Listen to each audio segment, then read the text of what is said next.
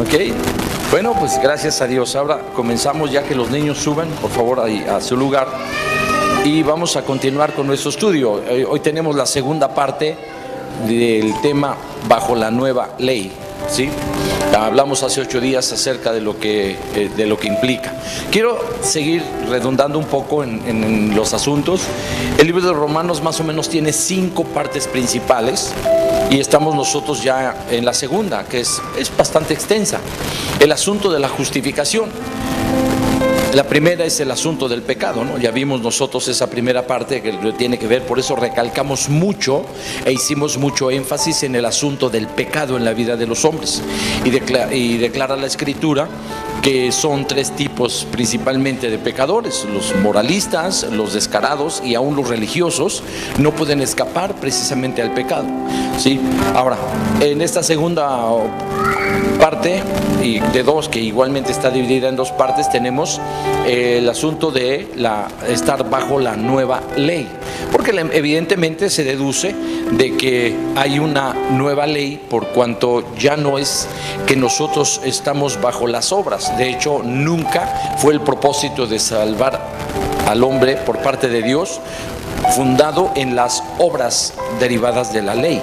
El propósito de la ley, ya dijimos, fue presentar y enseñarle al hombre lo que es pecado, pero también, hermano, presentar la incapacidad del hombre de cumplir toda la ley y al mismo tiempo, hermano, de él declararse justo. Él no podía declararse justo. Entonces, el propósito de la primera ley fue mostrarnos realmente el pecado, enseñarnos el pecado, porque dice la Biblia que por medio del conocimiento de la ley es el pecado. Y él mismo dice, donde no hay ley, es decir, donde no hay conocimiento de la ley, igualmente no se puede inculpar de pecado, ¿no? La ausencia de la ley implica que no hay pecado. Entonces fue necesario instruir y capacitar a los hombres por medio de la revelación de todo aquello que es a los ojos de Dios el pecado, para que el hombre, hermano, quede sin justificación. El hombre no quede, es decir, quede sin justificación propia, ¿verdad? Y igualmente no pueda jactarse nunca. Entonces, esta segunda parte nos va a hablar acerca precisamente de la nueva ley y las implicaciones que tiene.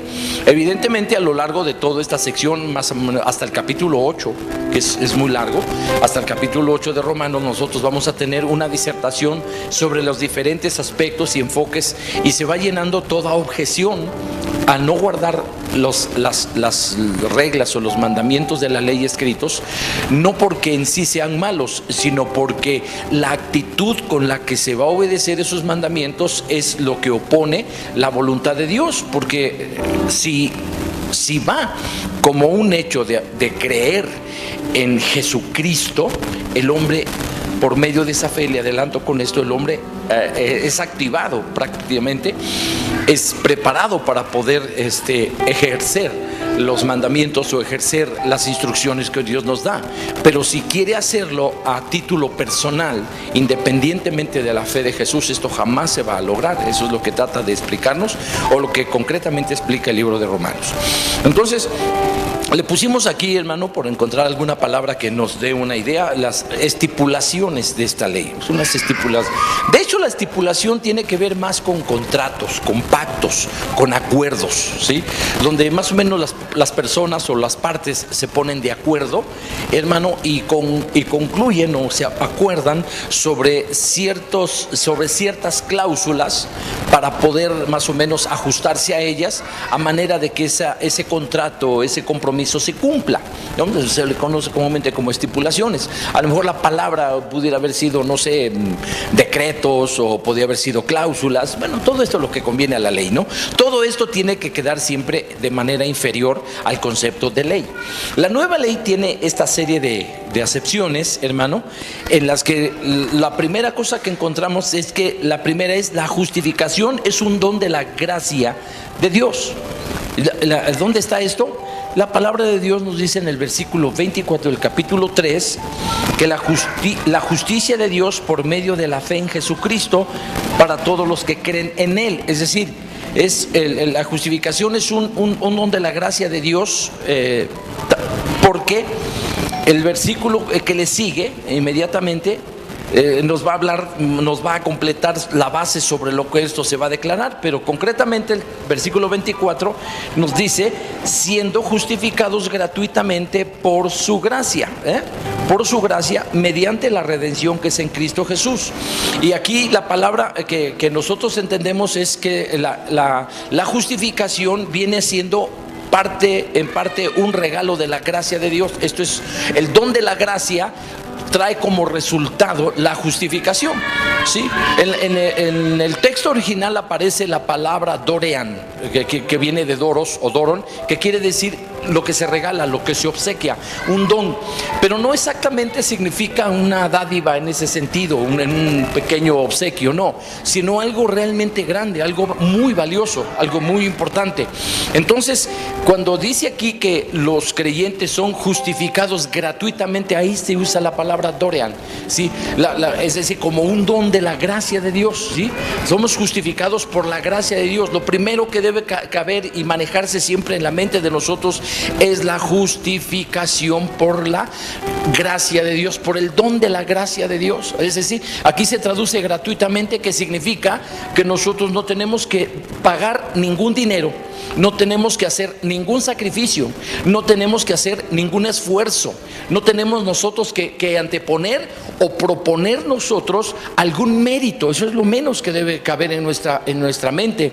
No se requiere de un mérito especial, no se requiere de una gracia particular, no tampoco. Dios, cuando nos da el don de la gracia, hermano, es sobre la base muy diferente de las posibilidades humanas. Esto es la posibilidad de Dios, lo vamos a ver más adelante.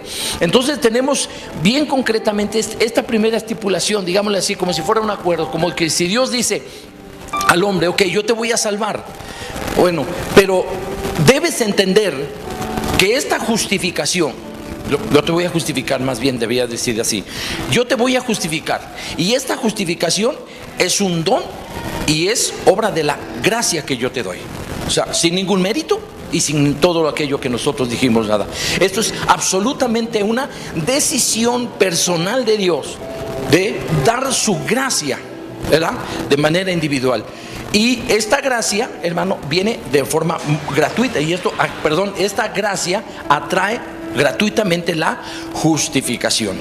Hay dos cosas que se desprende de esto, que el medio de la justificación es la redención o el rescate por medio de nuestro Señor Jesucristo. Aquí se introduce una palabra que tiene que ver, hermano, con el pago de un rescate. ¿Se acuerda que hace 8 días hablábamos un poquito al final de esto, acerca de algo que no tenemos, ¿verdad?, y que por alguna razón lo queremos recuperar, por alguna razón lo perdimos, pero lo queremos recuperar? Y entonces, para recuperarlo, nosotros tenemos que pagar algo.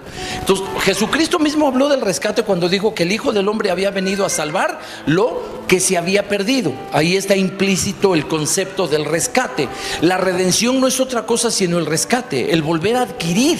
La redención significa esto, redimir significa esto, volver a adquirir, tomar lo que de hecho me pertenecía, ¿verdad?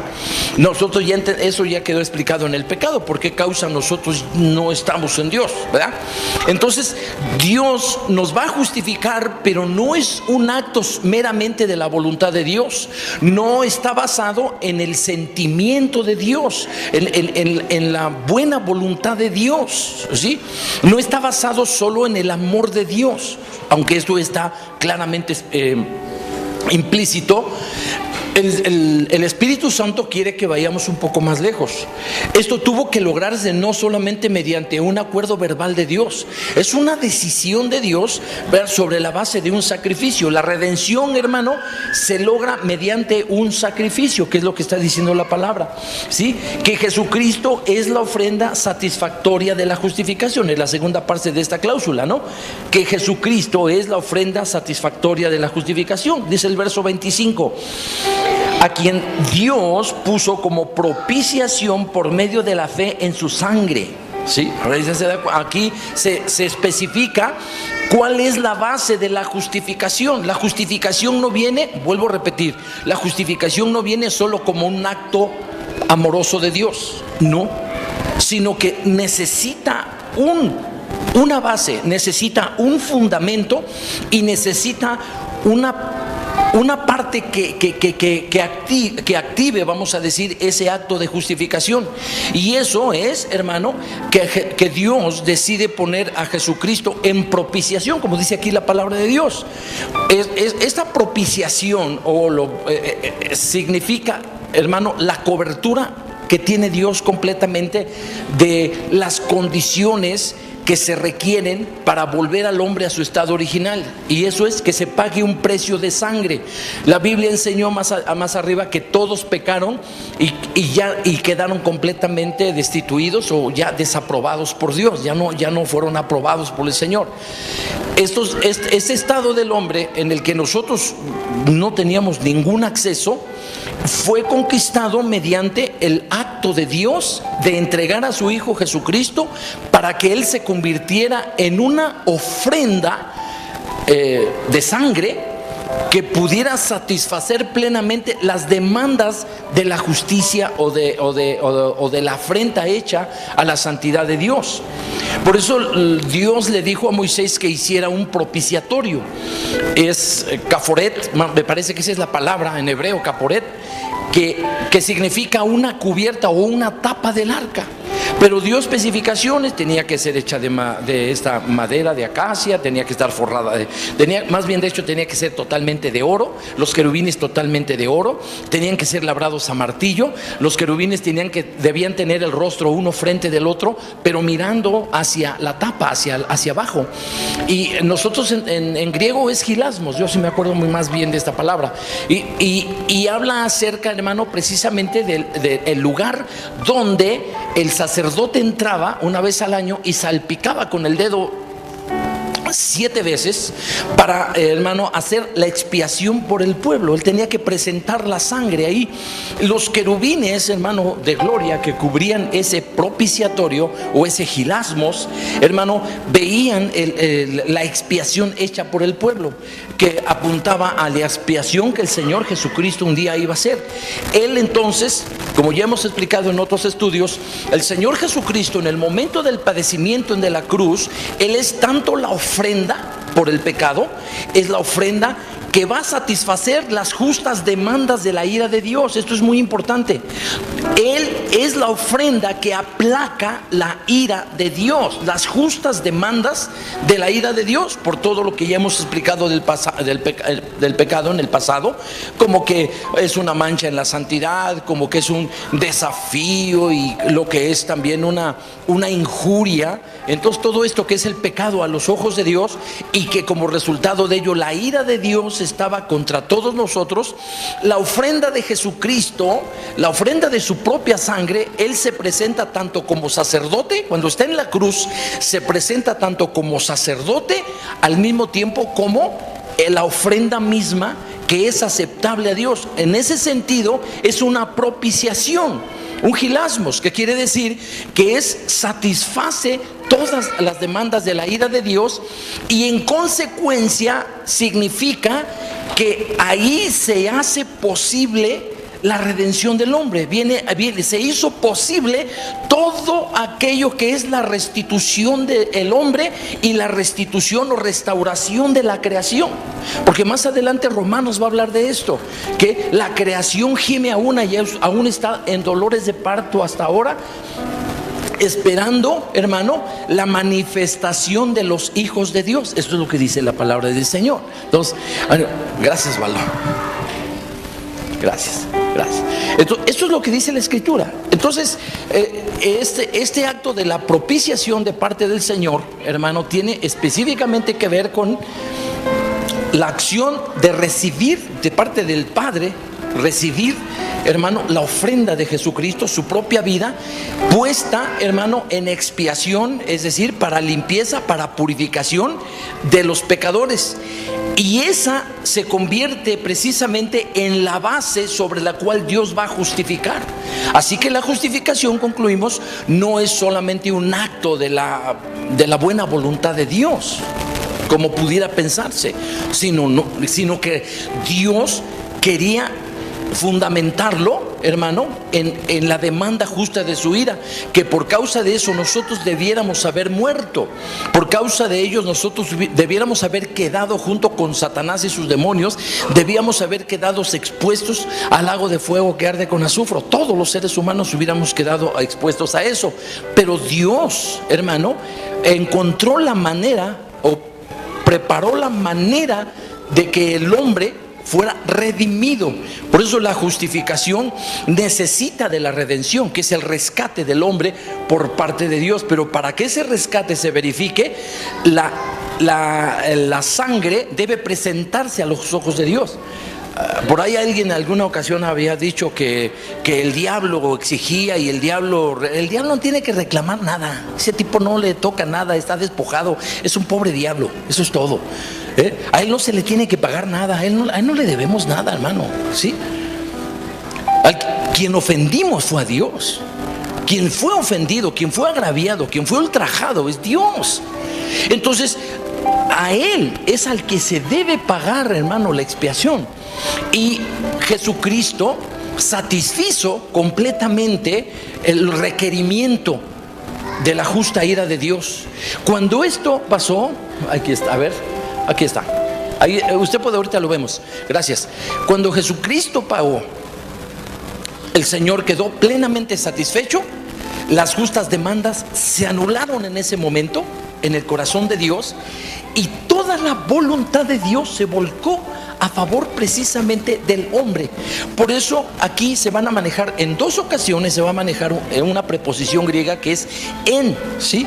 La palabra en significa, tiene que ver con la localidad, con la posición, ¿sí? Es una preposición locativa, que quiere decir ¿dónde encuentras al cristiano? En Cristo.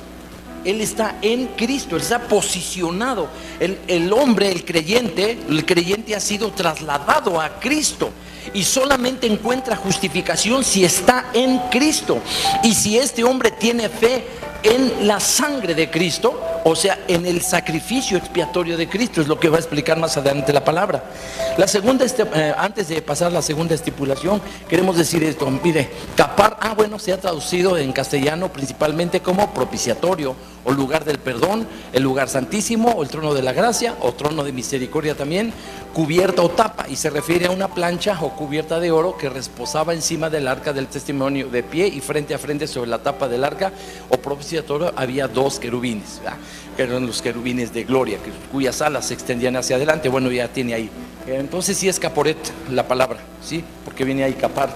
Y la plancha de oro representaba el trono de Dios y simbolizaba su presencia real en el recinto sagrado. Así es ahí de donde salía. Cuando el sacerdote entraba ahí, o cuando, vamos a decirlo así, entró Aarón para ofrecer la expiación, hermano, el lugar estaba absolutamente a oscuras.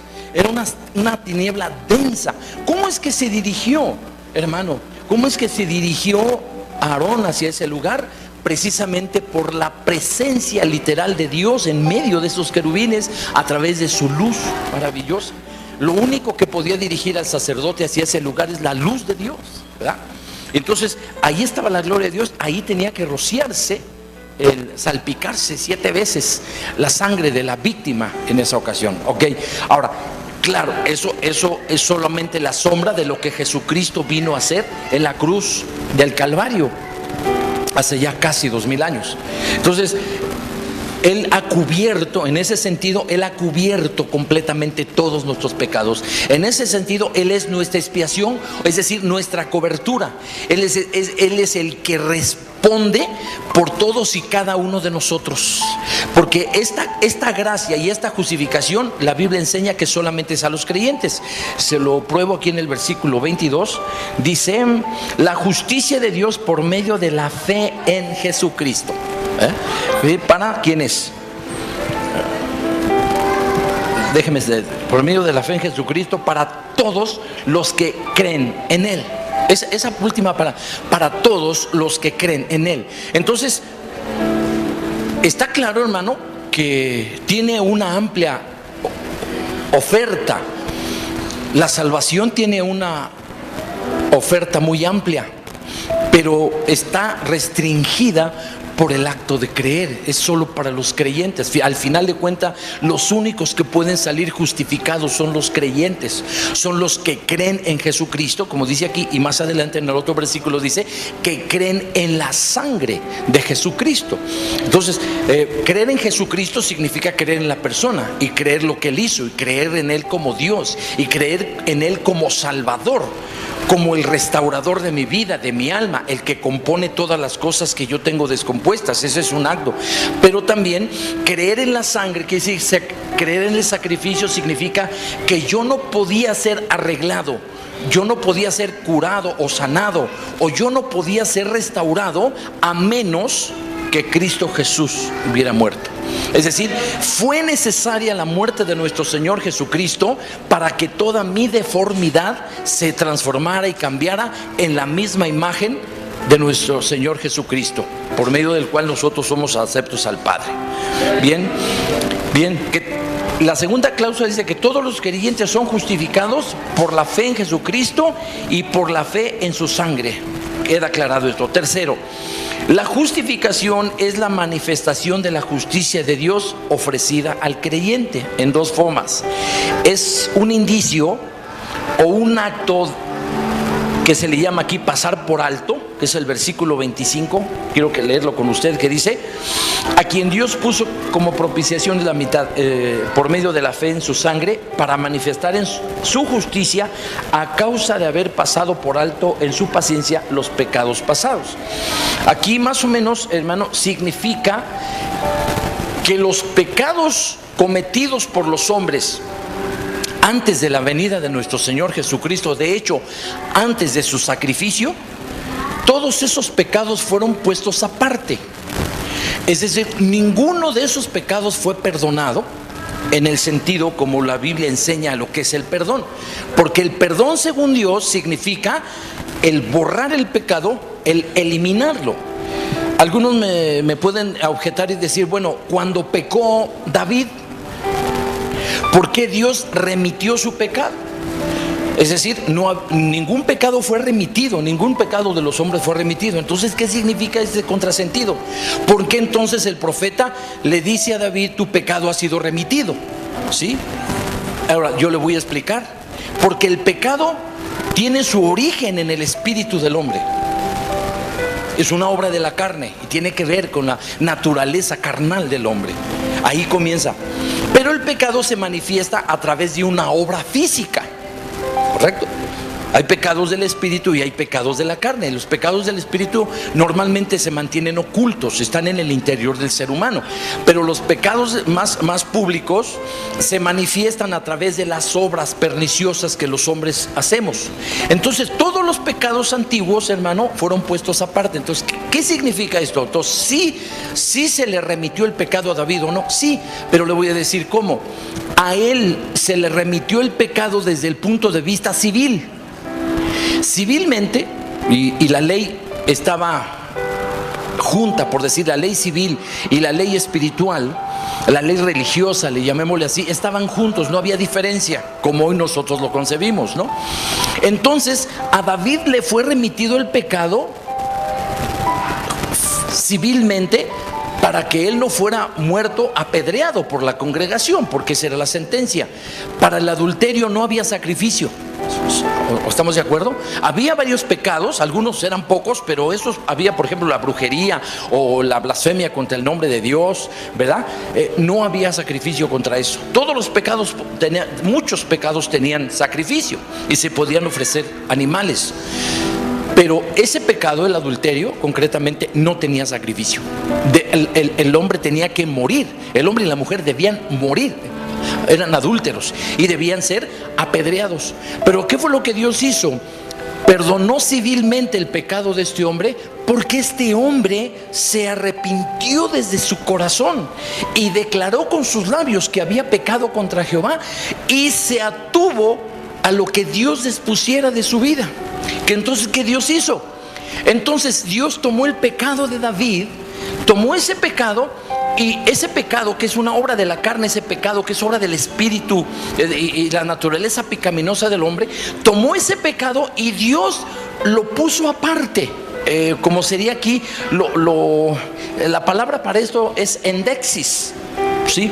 Que quiere decir algo así como un testimonio, como una prueba, como un indicio, hermano, de que este hombre pecó.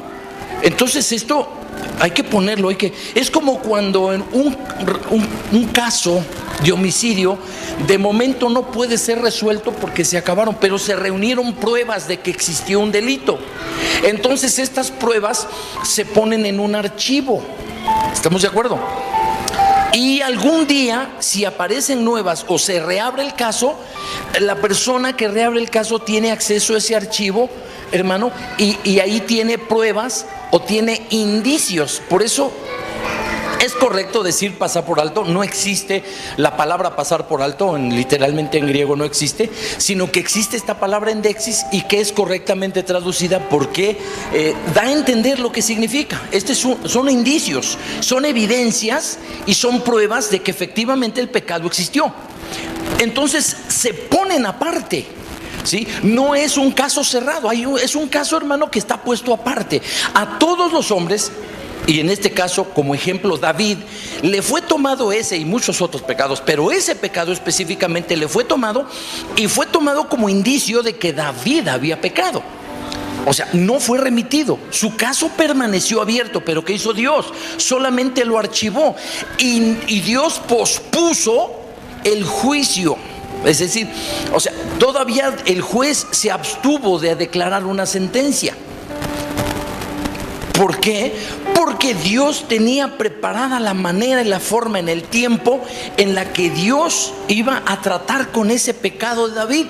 Por eso dice la Biblia que en su paciencia, la palabra paciencia aquí es más bien, se tradujo paciencia, que es endexis.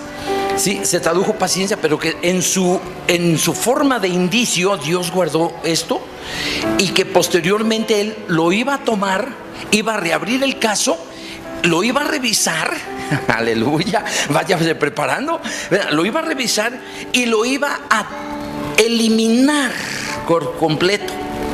Lo iba a desaparecer. ¿Por qué?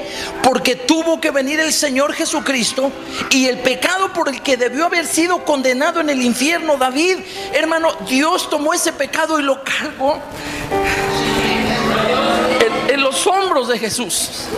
En la cruz de Jesús, ahí estaba el pecado de David. Ahí Dios juzgó el pecado de David. Ahí Dios juzgó el pecado de Moisés. Ahí Dios juzgó el pecado de Adán. Ahí Dios juzgó el pecado de Noé. Ahí Dios juzgó el pecado de los profetas. Ahí Dios juzgó el pecado de los patriarcas, hermano. Todos ellos, sus pecados no fueron perdonados nunca. Quedaron ahí, endexis, ahí aparte. Es decir, Dios los tenía en pendiente, los tenía como un indicio, como una prueba de lo que había sucedido. Pero cuando vino Jesucristo, Dios tomó todos esos pecados y los cargó sobre Jesús. ¡Qué hermoso! ¡Aleluya! Esto es una revelación gloriosa. Esto es algo maravilloso, ¿sí?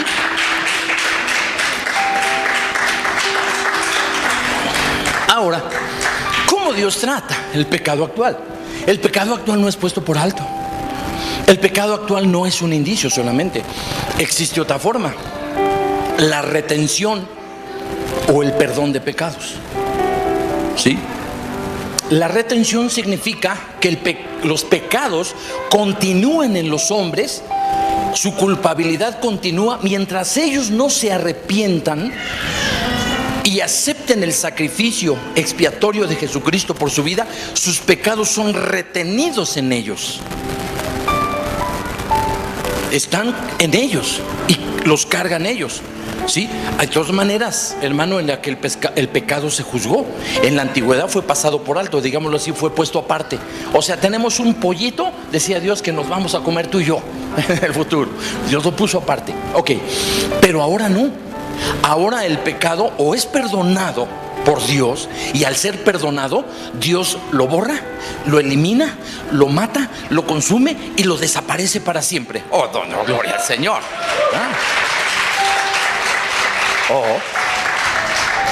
Si no es así, el pecado es retenido.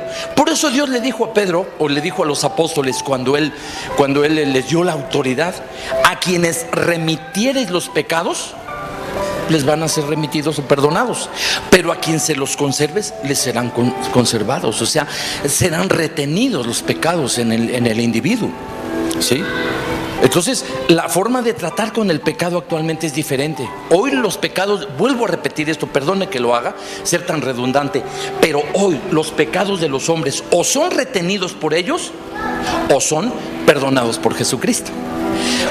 Son retenidos mientras ellos están en su estado de rebeldía y de oposición y de dureza de corazón, pero son perdonados en el momento que usted y yo nos arrepentimos, pedimos perdón y todos nuestros pecados, benditos sea Dios, fueron quitados y recibimos la justificación porque declaramos que Jesucristo era nuestro Señor, nuestro Salvador, y declaramos que tenemos fe en el sacrificio expiatorio de Jesucristo nuestro Señor. Eso nos dio una garantía de que todos nuestros pecados pasados que eran retenidos, nuestros pecados presentes que son, hermano, infidelidades, y los pecados futuros que son infidelidades del creyente, serán siempre perdonados. La Biblia dice: y la sangre de Jesucristo nos limpia de todo pecado. En su sentido original, este verbo es un presente, hermano, con tendencias al futuro. Yo eso lo he mostrado muchas veces en una acción. El presente griego es dar un paso y ya viene el otro para, como que tiene, es un presente perfectivo que tiende hacia el futuro. Los comentaristas de estos textos en el original dicen que significa: la sangre de Jesucristo nos limpia y nos continúa limpiando de todos nuestros pecados. ¿Sí?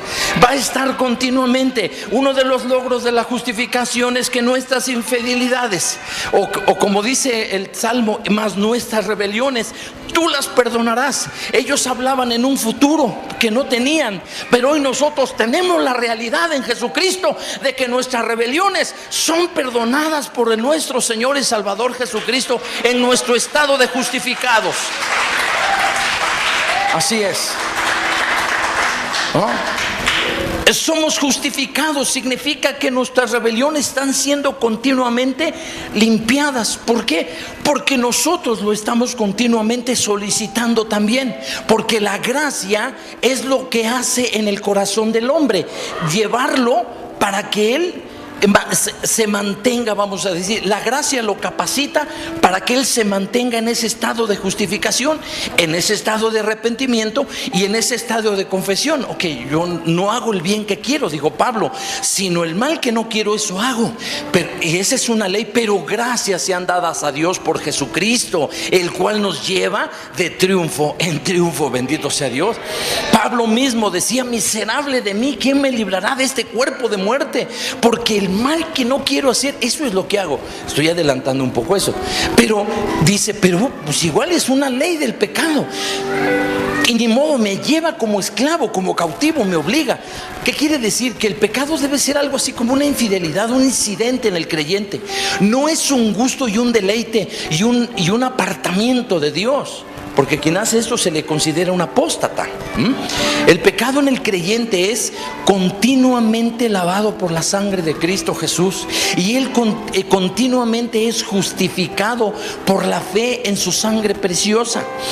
Esto no significa ocasión o permiso para pecar, porque quien piensa así evidentemente no está entendiendo cómo Dios está funcionando.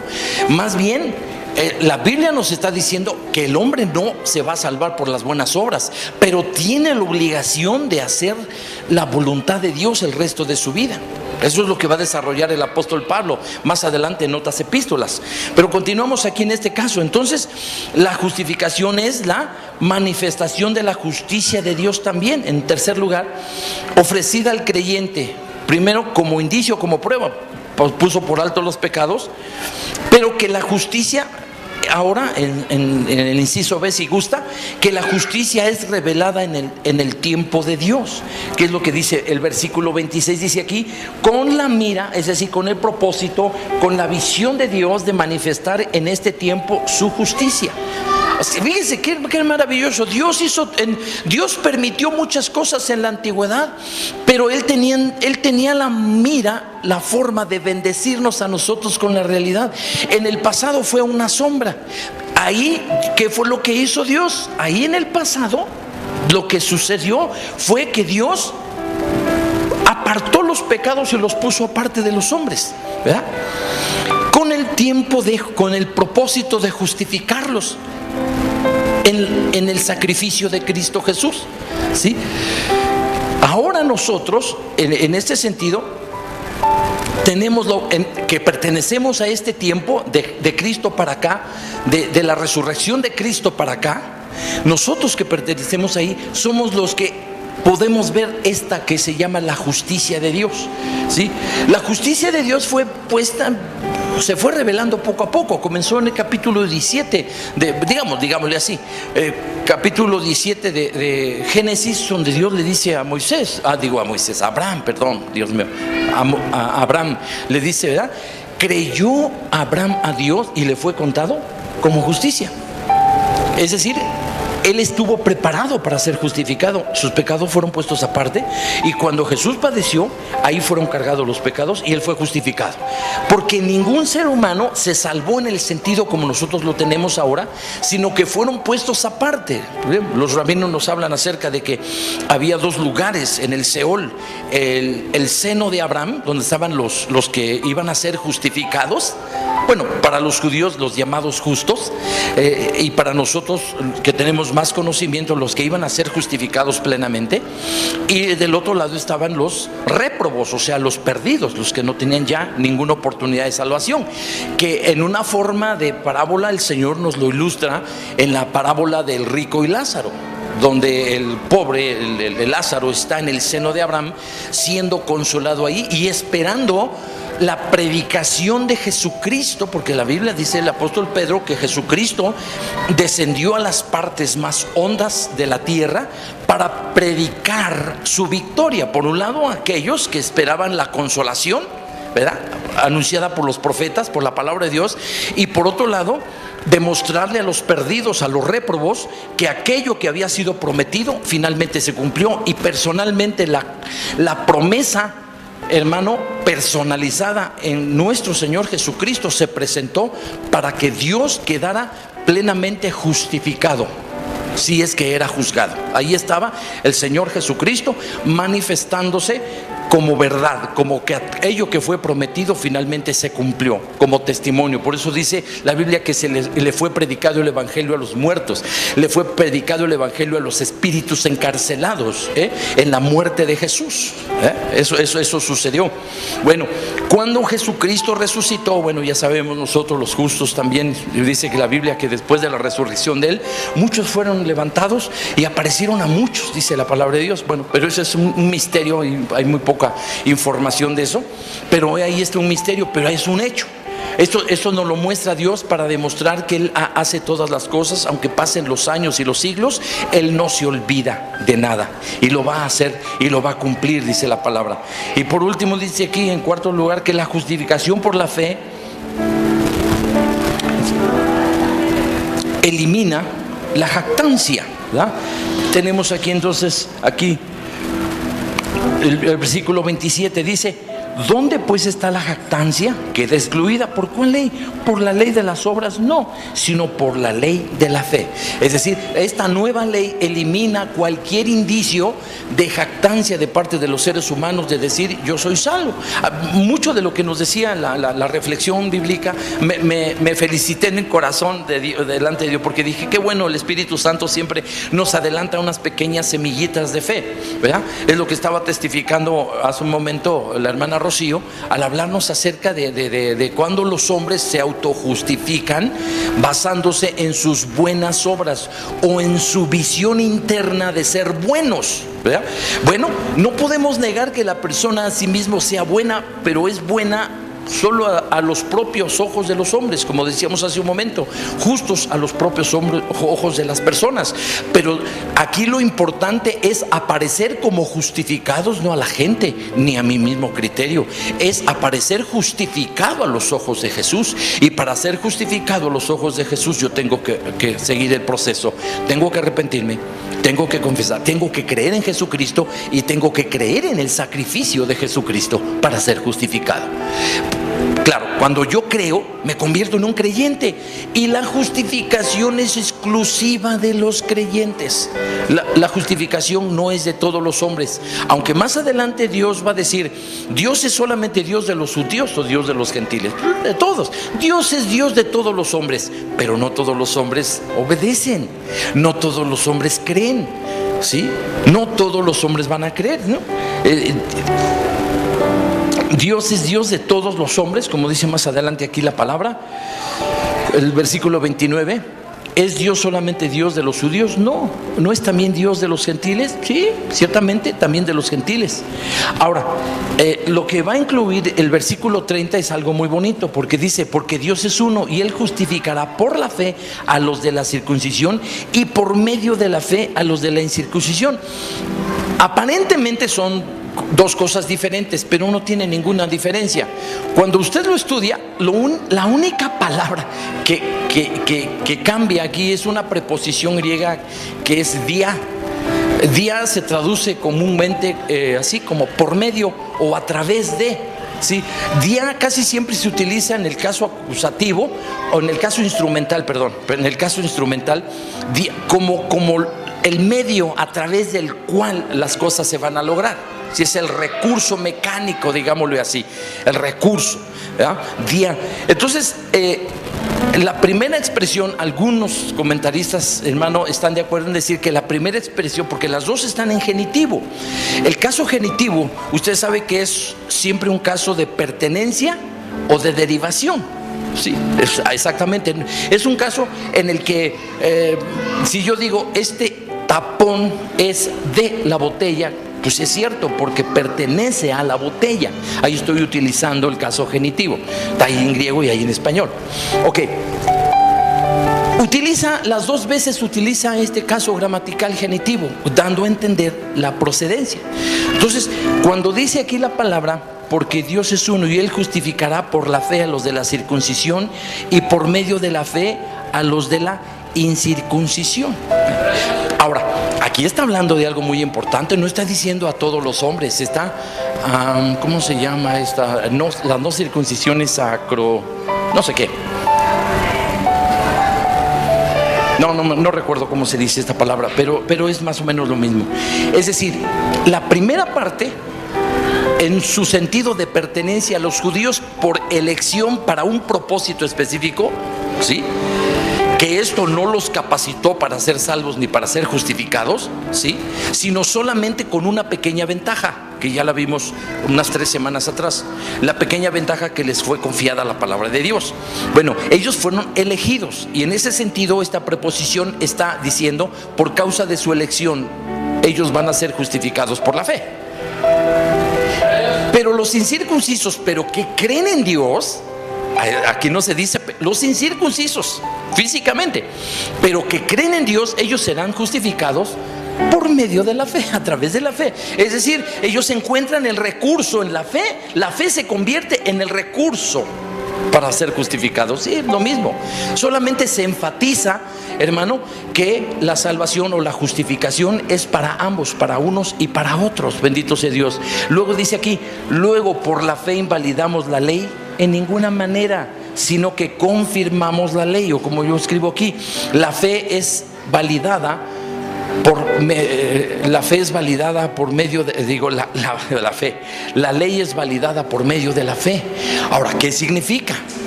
¿Qué significa esto? Esto significa algo muy bonito. Que todo lo que nosotros no podíamos hacer, le voy a citar de memoria este versículo del Romanos 8. Ahora pues ninguna condenación hay para los que están en Cristo Jesús, los que no andan conforme a la carne, sino conforme al Espíritu.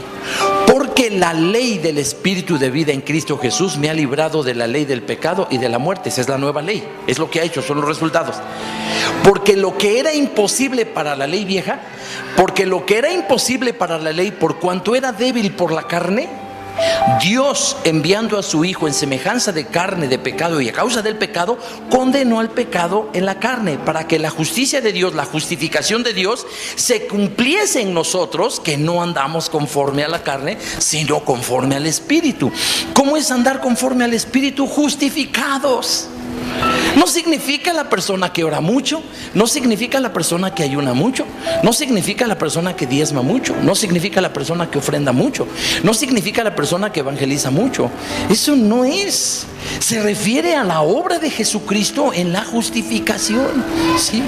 Los que andan en el Espíritu son aquellos que han sido justificados porque han sido posicionados en Cristo Jesús, y su estilo de vida es andar en el Espíritu. A eso se refiere, bendito sea Dios, No se refiere a las obras. Ahora, ¿cómo es que resulta validada la ley? Por medio de la fe.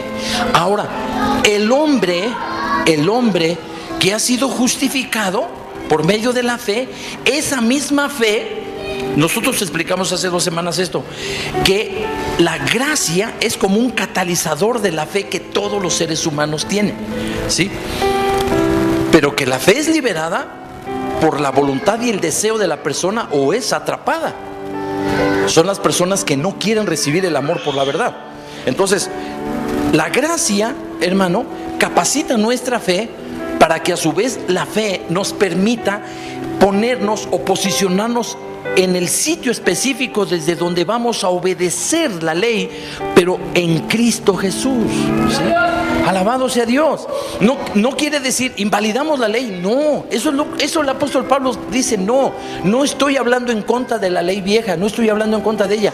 Estoy hablando de la incapacidad del hombre por cumplir esa ley, porque era débil por la carne. Al ser débil por la carne no teníamos la capacidad de cumplir esa ley, pero al ser fortalecidos y vivir en el Espíritu, dice el apóstol Pablo en otro pasaje de Romanos, la ley es espiritual. La ley es espiritual.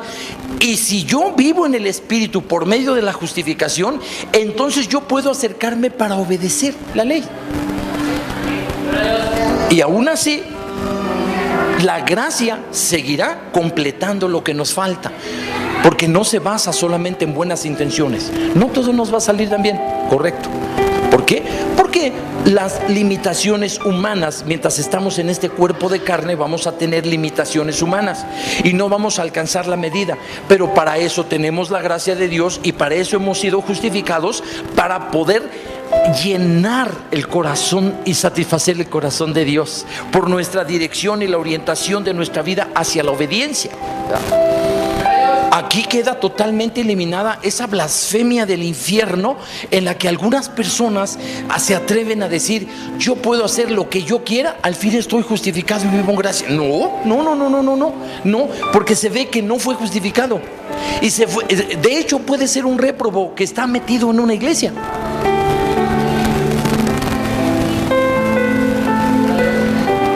Calvino, a quien yo sigo muy de cerca, dijo él que si quieres conocer a Dios, lo primero que tienes que hacer, casi comenzando el libro, así, sus instituciones de la religión cristiana así son, que quieres conocer a Dios, tienes que voltear los ojos y verte a ti mismo. ¿Y qué descubre en nosotros mismos? La depravación total. Aunque algunas personas puedan decir, bueno, el hombre no está totalmente depravado. Entonces yo le contestaba a una persona un día, bueno, si no está totalmente depravado, entonces Cristo murió solamente por la parte depravada y la otra no. O sea, ¿cómo lo entiendo? Perdón por mi ignorancia, pero así es. El hombre está totalmente depravado. Todos pecaron y están destituidos de la gloria de Dios. Pero la gracia de Jesucristo fue a nosotros, y al convertirnos en creyentes resultamos justificados. Y ya vamos a ver en Romanos 8, 28 en adelante cómo es el ordo salutis, el orden de la salvación. Pero bueno, hasta cuando lleguemos allá.